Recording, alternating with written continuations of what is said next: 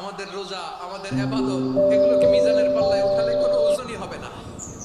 তবে আমাদের একটা কৌশল জানা আছে, আমরা আল্লাহর রহমতের ভিখারি।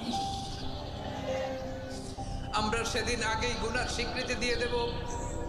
আমরা বলবো, আল্লাহ তুমি প্রশ্ন করার আগে তোমার একটা কথা বলি, আমারে কিছু জিজ্ঞেস করো না, আমি সব করেছি।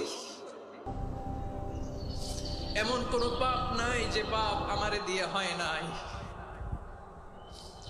তোমার রহমত দিয়ে তুমি জান্নাতে পাঠাবা, তোমার দয়ায় জান্নাতে যেতে চাই, আমল দিয়ে না। পারবেন বলতে?